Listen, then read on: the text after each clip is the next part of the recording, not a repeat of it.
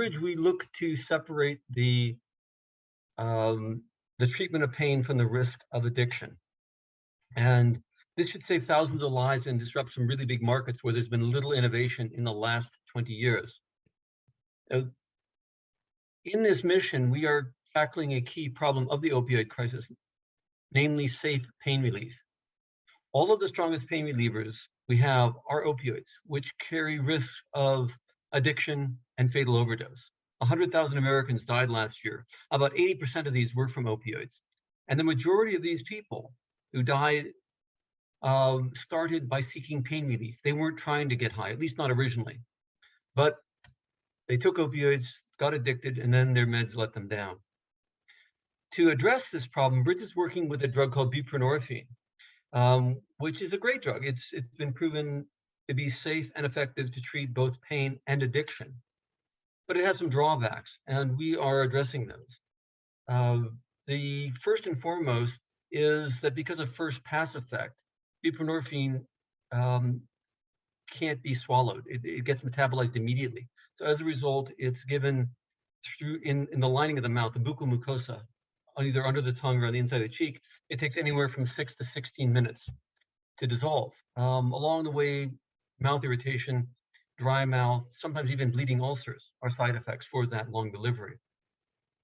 Second issue is that the dosing is wrong for the indication. The strong dose for addiction is unavailable for pain, so it's often prescribed off-label. Meanwhile, the two pain indication drugs, Belbuca and Butrans, are too weak for most pain, so they're often ineffective. Access is poor. It's unavailable in many US counties, especially rural ones. And insurers often require that prescribers use class 2 opioids like oxycodone, hydromorphone, before they use safer class 3 buprenorphine. Last issue is just cost. Buprenorphine is relatively expensive compared to opioids. So what we're doing then is improving on a great drug. Number one, make the delivery quick and easy. We're using a technology called Zydis. This is a freeze-dried gelatin. It takes just 3 seconds to dissolve and be absorbed. Already, Zydis is used in 20 different drugs. The most recent one is Nurtec. It's available for migraine headaches. The most popular is a version of Claritin called Claritin Ready Tabs, which dissolves so quickly you can take it without water. Bridge plans a full range of dosing from 0.1 to 8 milligrams, so we can treat a wide variety of pain and titrate up and down for that reason. And we look to get indications for both pain and addiction, both acute pain, chronic pain, as well as for addiction.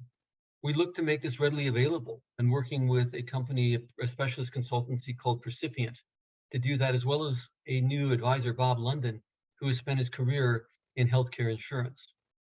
Lastly, we are in a position to price competitively. So we can offer a product which is much better than the branded drug, Suboxone, at a discount.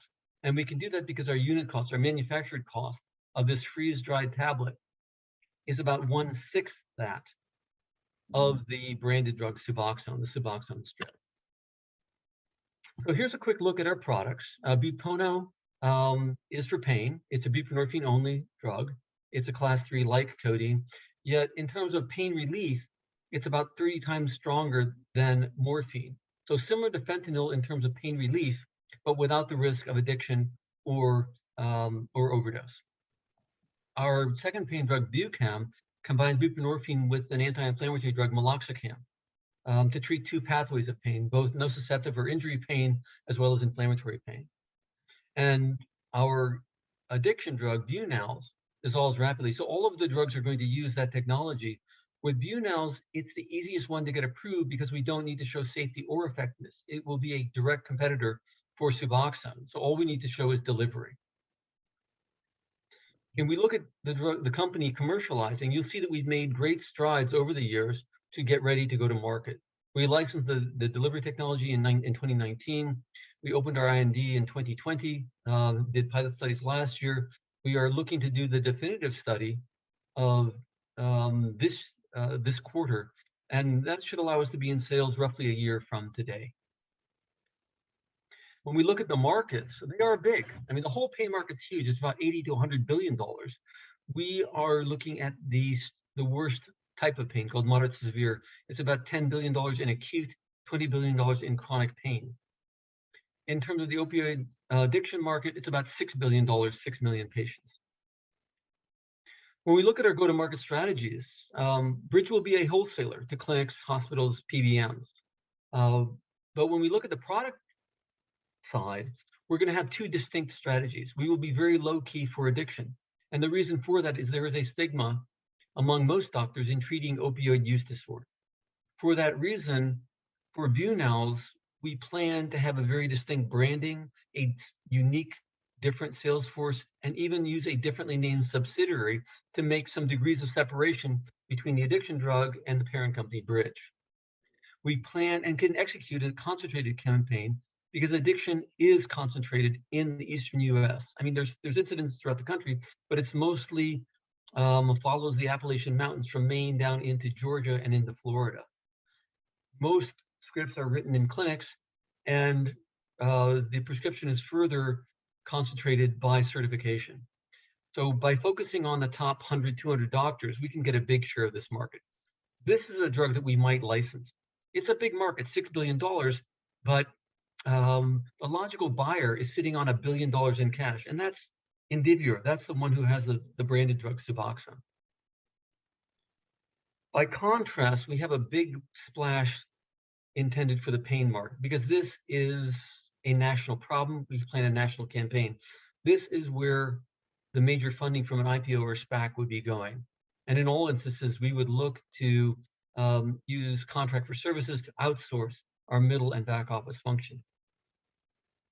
When we answer the question why Bridge and not somebody else, it really comes down to our team, and in particular, our Chief Science Officer.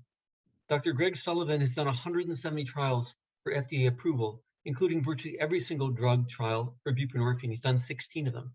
Dr. Sullivan has also been treating pain and addiction for over 30 years. You know, I myself have a business and finance background. I've been looking after startups for 20 years now. I've raised over $200 million for them.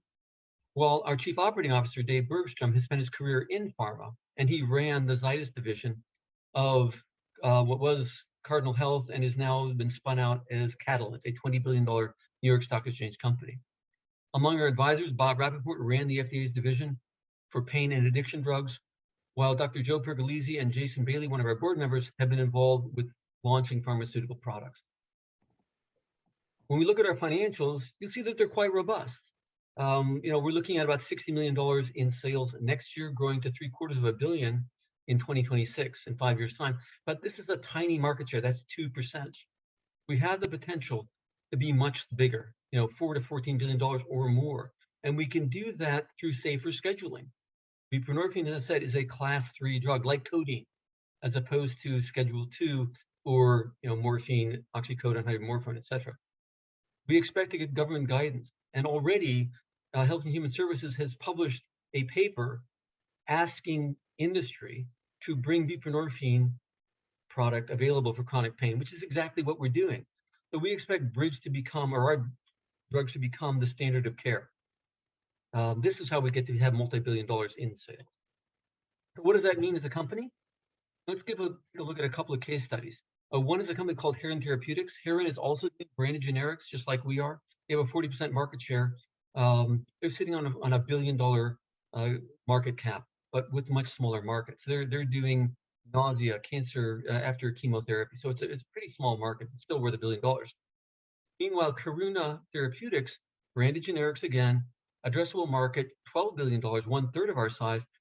They're capitalized at $4 billion, and they're probably going to be 3 or 4 years before they have a product. So farther out, smaller market, $4 billion. In terms of the raise, we're looking to right now for $2 million to reach our next milestone as part of the $50 million round to fully fund the pipeline. So the next milestone, as I said, is applying for FDA approval. For exits, IPO, SPAC, you know, we could sell the addiction drug to Indivior. We could sell the company to Pfizer. In fact, one of our largest shareholders, Diana Harshbarger, made big money out of the sale of King Pharma to Pfizer in 2010. That was a $3.6 billion sale. Right now, Diana has left the board because she's a member of Congress for Tennessee.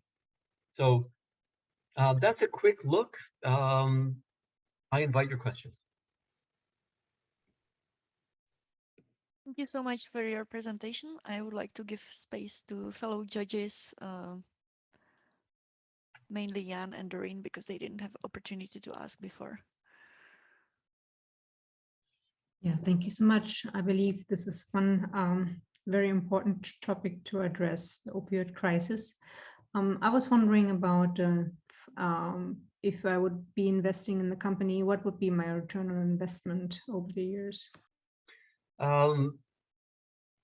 I think quite realistically, you could be looking at 20 to 50 times your money. The current valuation is 60 million. For Bridge to become, a 3 billion, a $6 billion company is quite realistic. You could do better than that, but yeah, 20 to 50x is quite reasonable. Yeah, thank you so much. This is great. I would be interested in what are the biggest risks right now that you're facing, and how are you addressing them, basically? Sure. So, when you look at a biopharma company, we really have taken care of the biggest risk. That's discovery and FDA approval. The drugs that we're dealing with have already been discovered. Because the delivery system is already known in 20 drugs, FDA approval is virtually assured. The remaining risks are kind of commercialization and IP protection. For commercialization, we are building an advisory board with people who have experience in various aspects of payer access, sales directly to physicians,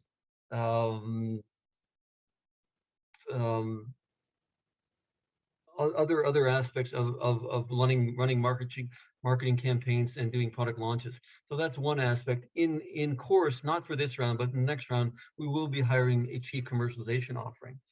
The other risk concerns just intellectual property. The downside of using generic ingredients is you can't patent them, but some of our drugs are patented, especially the later ones, and we are relying on the patents and trade secrets of the delivery system for our early products. 9 of the world's top 10 pharmaceutical companies use Zydis, and the company protects its products by building its own machines and building its own factories. It's expensive technology. So there are big barriers to entry to trying to come up with a freeze-dried tablet. Great, thank you. Sure. I'm not sure if Vince wanted to ask a quick question. Yes, so I would like to ask you very simple, like what's your really a big moonshot here? Well, I think there is a potential to go after the bulk of the pain market. As I said, the whole pain market is, depending upon different assessments, it's $80 to $100 billion. Of that, opioids today is probably about 40 to 50 million, half of that. So replacing opioids is something which is quite realistic. Another thing which we are doing, it's not in the deck, but is working with ketamine to improve on its delivery. Ketamine is given today for, it's mostly for anesthesia, for putting patients to sleep. Recently, it's been used for PTSD and depression. So a whole new market area that we can look at then is to get the pain indication for ketamine, deliver it not by injection, but by a quick dissolve tablet, and extend what we're doing from moderate to severe pain into mild to moderate pain. And that would add another 20 to $40 billion of market size. Beautiful. Loved Yep. it. Thank you. I appreciate it. Sure thing. Thank you for all the questions.